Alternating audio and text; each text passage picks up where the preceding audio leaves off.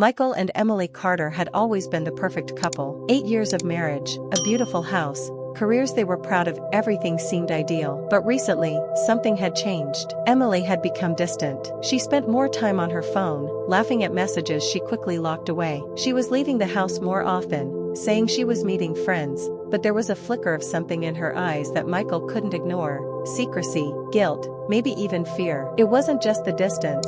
It was the way she would avoid his gaze whenever he asked simple questions. The strange tension between them was palpable. Michael had tried to push it aside, to trust her, but the feeling of unease kept gnawing at him. One evening, Emily casually mentioned that she was going out to dinner with Jessica. "We haven't had a chance to catch up in ages," she said with a bright smile. Michael, thinking it was just another girl's night, gave her a kiss goodbye, unaware that this would be the last time he'd see their marriage the same way. Later that night, Michael was chatting with Jessica's husband, Eric, and casually asked, "How are the girls doing?" "I'm sure they're having a blast." Eric's face turned pale. "Wait, Jessica said she was home all evening. They didn't meet up tonight." Michael's heart dropped. He forced a smile, trying to hide the growing unease. Why would she lie about something so simple? His mind began to race. That night, after Emily fell asleep beside him, the doubts consumed him. He couldn't shake the thought. What if she's hiding something? In a moment of desperation, he reached for his phone and began scrolling through their Wi-Fi history. His fingers trembled as he saw the history: a hotel booking site, several ride-sharing app records leading to an unfamiliar location. But the final blow came when he uncovered deleted messages from an unknown number. The sinking feeling in his stomach deepened. "I can't ignore this anymore." The next day, when Emily left for her girls' night,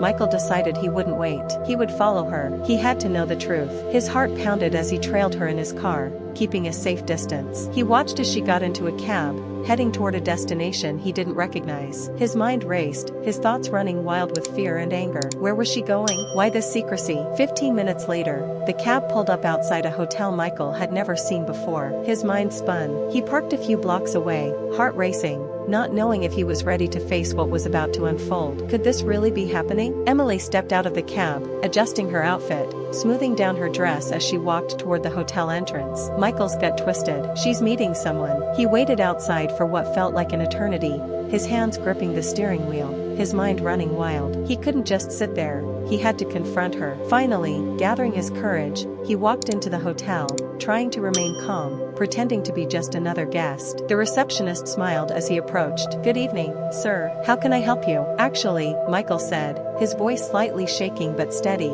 "I believe my wife, Emily Carter, has a reservation. Could you check?" The receptionist's smile faltered. "I'm sorry, sir, but we can't share guest information." Michael's frustration boiled over, but just as he turned to leave, something caught his eye. Emily's handbag was sitting casually on a nearby table, the leather strap carelessly hanging off the edge, and beside it, a man's leather jacket. His breath caught in his throat. Who was she with? Then, the elevator doors opened. Emily stepped out, laughing softly, her arm linked with the man Michael had seen in the WhatsApp messages, the man she had been texting, the same man she had been keeping hidden. Emily's eyes widened as soon as she saw him standing there. Her face went pale. "Michael, what are you doing here?" Her voice trembled. Michael's heart shattered. His mind screamed, "This is it. It's all true." The man beside her stepped forward, trying to defuse the situation. "Look, man, this isn't what it looks like." Michael's gaze never wavered. His voice was cold, cutting. "Oh, it's exactly what it looks like." But that's when he noticed something that sent a chill down his spine. As Emily moved to speak, Michael saw marks on her neck, faint bruises that hadn't been there earlier. The sight of them made his blood run cold. He knew now that this was more than just a betrayal. This was something darker. "Emily, what happened to you?" Michael's voice barely rose above a whisper, his eyes locking onto the marks. Emily froze, her face flush with guilt. Her hand trembled as she tried to touch the marks, but Michael stepped back, unable to look away. Michael, I never meant for any of this to happen." Her voice shook as tears filled her eyes. Michael didn't move. The anger and hurt were consuming him, but his mind was racing. What else has she been hiding? The man beside her tried to intervene again. "Look, man, she's been going through a lot. This isn't just about what you're thinking." Michael didn't hear him. His eyes stayed locked on Emily. "So, you were lying to me, and you let him." He couldn't finish the sentence, the words too painful to speak. Emily's hand shook as she reached out, her voice barely a whisper. "Please, let's talk about this at home." Michael shook his head, stepping back. "Talk? After everything? After all the lies?" His voice was cold, but beneath it, there was a tremor of disbelief. "How long? Emily, how long have you been living this lie? Tears streamed down her face as she reached for him, but he recoiled. I never wanted to hurt you, she whispered, but the words meant nothing now. Michael turned and walked away, every step feeling like a part of him was breaking apart. That night, he couldn't go home. The pain was too raw. He packed a bag, drove to a friend's house, and shut off his phone. Emily's frantic calls went unanswered. The next few weeks were a blur of heartbreak and anger. Emily begged him to come back,